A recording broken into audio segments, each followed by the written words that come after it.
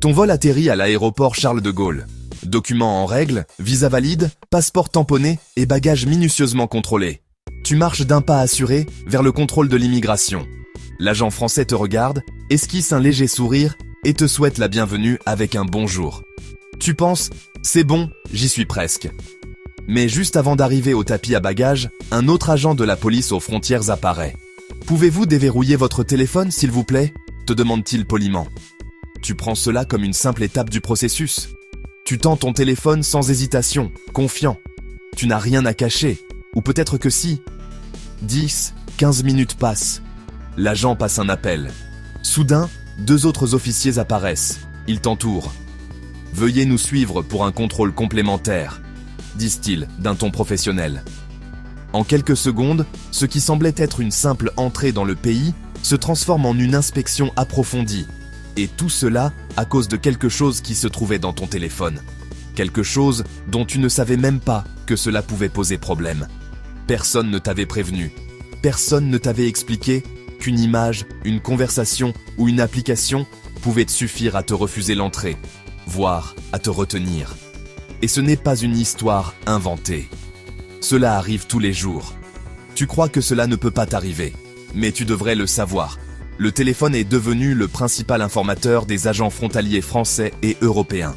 Dans ce contenu, tu vas découvrir ce que les agents d'immigration peuvent ne voir sur ton téléphone et qui peut déclencher une alerte. Les erreurs que les gens commettent sans s'en rendre compte. Comment éviter que ton appareil joue contre toi?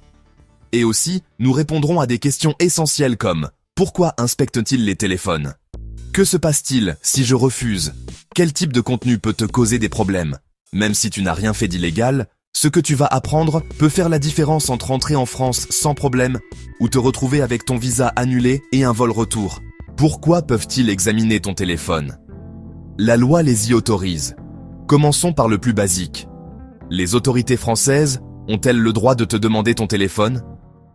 La réponse est claire, oui.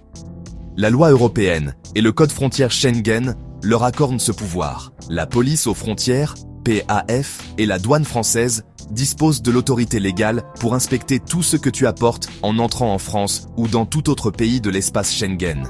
Et quand on dit tout, c'est littéralement tout. Ton téléphone, ton ordinateur portable, ta tablette, tes clés USB et même tes réseaux sociaux s'ils sont publics. Que recherchent-ils lorsqu'ils examinent tes appareils? En résumé, 3 choses. 1. Vérifier que le motif de ton voyage correspond bien au type de visa ou au permis d'entrée. 2. Détecter tout lien avec des activités illégales, criminelles ou considérées comme un risque pour la sécurité. 3. Empêcher les personnes d'entrer avec l'intention de rester illégalement, en utilisant un visa touristique ou de court séjour à d'autres fins. Ce n'est pas une exagération. Voyons un cas réel pour mieux comprendre. Année 2023. Un jeune Colombien arrive à l'aéroport d'Orly avec un visa Schengen de courte durée. Tout est en règle. Mais lors de la vérification de son téléphone, les agents découvrent des messages WhatsApp adressés à un ami à Paris. Dans l'un d'eux, on pouvait lire « Je suis arrivé, je commence lundi au restaurant. Dis au chef que je n'ai pas oublié l'uniforme. » Ce simple échange a suffi pour que les officiers concluent que le véritable motif de son voyage n'était pas le tourisme, mais le travail. Résultat, entrée refusée, visa annulé et expulsion immédiate. En plus, le jeune homme a reçu une interdiction d'entrer dans l'espace Schengen pour 3 ans, conformément au code de l'entrée et du séjour des étrangers et du droit d'asile, CESEDA. Le plus choquant, il ne comptait pas rester définitivement. Il voulait seulement passer quelques semaines et gagner un peu d'argent tout en découvrant la ville. Mais même cela est considéré comme une violation des conditions de son visa. Avec un visa touristique, tu n'as pas le droit de travailler ne serait-ce qu'un seul jour, pas une demi-journée, même pas pour rendre service. Et dans ce contexte, ce que dit ton téléphone pèse plus que tes paroles. Et si je refuse de montrer mon téléphone? Ce qu'il faut savoir. Beaucoup de voyageurs pensent qu'ils peuvent protéger leur vie privée simplement en refusant de remettre leur téléphone. Et oui, en dehors de l'aéroport, cela peut avoir du sens. Mais à la frontière, les règles changent complètement. Sur le territoire français, la police aux frontières, PAF, et la douane n'ont pas besoin d'un mandat judiciaire pour examiner tes affaires ou tes appareils électroniques. Pendant le contrôle frontalier, elles sont autorisées à inspecter tout ce que tu transportes, y compris tes dispositifs numériques, sans qu'il soit nécessaire d'avoir un motif préalable ou une suspicion précise. Alors, que se passe-t-il si tu dis non ? Les conséquences peuvent aller d'une simple retenue pour vérification complémentaire à la confiscation temporaire de ton téléphone par les autorités pour une analyse technique. Cette analyse peut inclure l'accès à tes messages, photos, fichiers supprimés ou applications installées. Et ce n'est pas tout. Si l'agent estime que tu ne coopères pas, il a le pouvoir de te refuser l'entrée en France ou dans l'espace Schengen. Peu importe si ton visa est valide ou si tous tes documents sont en règle, tant que tu n'es ni résident ni citoyen européen, ton admission n'est jamais garantie. Un cas réel l'illustre parfaitement. Une jeune péruvienne est arrivée à l'aéroport de Lyon avec un visa étudiant. Lorsque l'agent lui a demandé de déverrouiller son téléphone, elle a refusé en invoquant son droit à la vie privée. Résultat, 3 heures retenues dans la zone internationale, téléphone confisqué et entrée refusée. Elle a été renvoyée dans son pays par le vol suivant. Il faut préciser une chose, personne ne peut t'obliger physiquement à déverrouiller ton appareil. Aucun agent n'a le droit de te forcer à entrer ton code ou à utiliser ton empreinte. Mais ton refus peut être interprété comme un manque de coopération et cela suffit pour t'empêcher d'entrer. Chaque situation dépendra du jugement de l'agent et du type de visa avec lequel tu voyages. En d'autres termes, ce n'est pas une simple décision personnelle. Elle peut avoir des conséquences bien réelles. Quel contenu peut te causer des problèmes ? Cas réel et avertissement clair. Tu sais désormais que les autorités françaises peuvent examiner ton téléphone et que refuser de coopérer peut se retourner contre toi. Mais voici la partie la plus délicate. Quels éléments précis peuvent être utilisés pour te refuser l'entrée, annuler ton visa ou même te placer en détention ? Et non, ce ne sont pas des exagérations. Ces situations se produisent tous les jours dans les aéroports de France et d'Europe. 1. Message lié à un travail non autorisé. Tu as un visa touristique, mais dans tes conversations apparaît quelque chose comme « Je commence demain au bar de mon cousin » ou « Il me paie à l'heure à Marseille ». Même si tu n'as pas encore commencé à travailler, le simple fait de l'envisager constitue déjà une violation des conditions de ton visa. Cela suffit pour qu'on te refuse l'entrée et qu'on annule ton visa sur le champ. Aucun recours possible. Les autorités considèrent que tout signe d'emploi non autorisé, même temporaire, ou pour quelques jours, est un motif de refus automatique. 2. Photos avec des armes ou des symboles suspects. Dans ton pays, il peut être courant de poser dans un stand de tir ou de prendre une photo avec une arme de collection. Mais en France, une telle image peut être interprétée comme un lien avec des activités criminelles ou une menace pour la sécurité publique. Il en va de même pour les photos où tu apparais avec des personnes cagoulées, des tatouages de gang ou des symboles extrémistes. Même si c'était une blague ou une fête à thème, cela peut devenir un problème sérieux. 3. Contenu lié à la drogue. Une simple photo avec du cannabis, une pipe ou un message où tu dis avoir essayé quelque chose peut déclencher une alerte. Même si la consommation de cannabis est partiellement dépénalisée dans certains pays, elle reste illégale en France. Et si tu entres en tant que touriste, étudiant ou travailleur temporaire, toute référence à la consommation ou à la possession peut être considérée comme un signal de risque. 4. Conversation sur la migration irrégulière ou le trafic de personnes. Des messages contenant des mots comme passeur, traversée, route, passage ou visa falsifié sont particulièrement surveillés.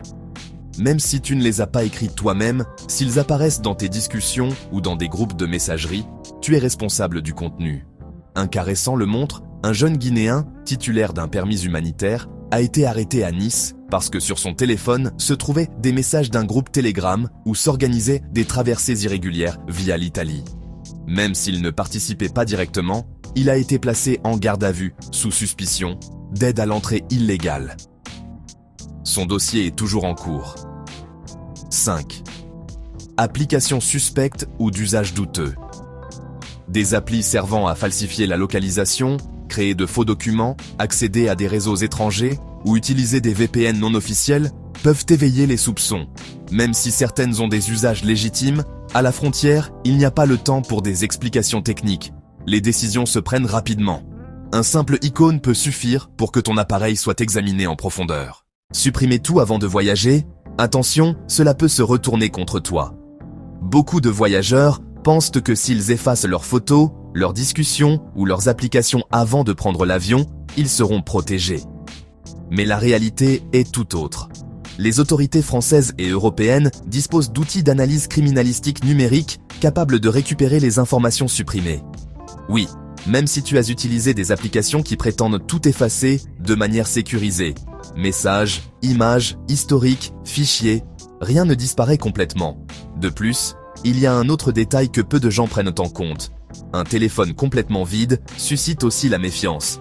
Un voyageur qui arrive en France avec un mobile sans photo, sans application, sans contact ni historique d'utilisation, donne l'impression de vouloir cacher quelque chose.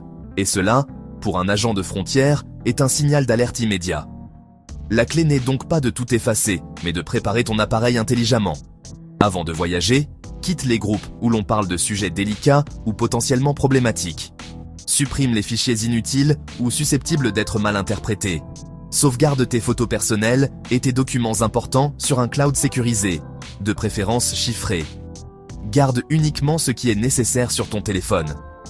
Il ne s'agit pas de cacher quoi que ce soit d'illégal. Il s'agit d'éviter les malentendus qui pourraient y se transformer en problèmes migratoires graves. Pense-t-y ainsi. Aujourd'hui, ton téléphone n'est plus seulement un objet personnel, c'est presque une pièce d'identité numérique, une extension de ton profil aux yeux des autorités. Conseils pratiques et un rappel qui peut te sauver. Pour éviter les mauvaises surprises à l'aéroport ou à la frontière, garde à l'esprit ces recommandations avant de voyager en France ou dans tout autre pays de l'espace Schengen. Supprime tout contenu lié à la drogue, aux armes ou à des activités illégales, même s'il s'agissait de blagues, de souvenirs ou de publications anciennes.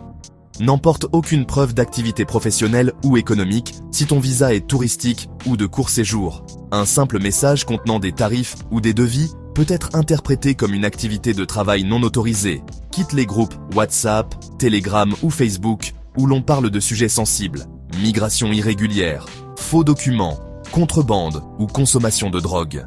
Assure-toi que ton téléphone puisse être déverrouillé si les autorités le demandent, mais veille à ce qu'il ne contienne rien qui puisse être mal interprété.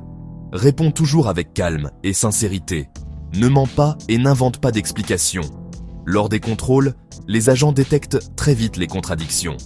Utilise un stockage en nuage chiffré pour conserver tes documents personnels, photos privées ou fichiers importants, sans les exposer directement sur ton téléphone. Souviens-toi de ceci, il n'est pas nécessaire d'avoir commis un délit pour avoir des ennuis migratoires. Parfois, une photo sortie de son contexte ou un message mal interprété suffit. Regarde ce dernier cas. Une jeune Marocaine, titulaire d'un permis de séjour en Espagne, voyage à Paris pour rendre visite à une amie. Lors d'un contrôle aléatoire à la gare de Lyon, la police aux frontières examine son téléphone. Ils y trouvent des conversations où elle vendait des cosmétiques sans les déclarer. Même s'il s'agissait de ventes modestes et légales dans son pays de résidence, elle a été accusée d'activités commerciales non autorisées sur le territoire français. Elle a passé 36 heures en rétention, a reçu une amende et son titre de séjour a été mis sous révision. Il ne s'agit pas d'avoir peur, mais d'être préparé. Aujourd'hui, ton téléphone en dit plus sur toi que n'importe quel formulaire. Il peut t'aider à prouver ta bonne foi, ou devenir la raison d'une sanction, d'un refus d'entrée ou même d'une expulsion. Si ces informations t'ont été utiles, partage-les avec toute personne sur le point de voyager. Tu pourrais lui éviter une mauvaise expérience, une amende ou quelque chose de bien pire. Mets un j'aime si cela t'a ouvert les yeux. Abonne-toi et active la cloche pour recevoir d'autres conseils de sécurité et alertes migratoires. Et raconte-nous dans les commentaires, t'a-t-on déjà contrôlé ton téléphone à une frontière européenne? Qu'est-ce qu'on t'a demandé? Qu'as-tu appris de cette expérience? Parce qu'en matière de migration, ce que tu ignores peut aussi te coûter ta liberté. On se retrouve dans la prochaine vidéo, où nous te dirons toujours la vérité, sans filtre.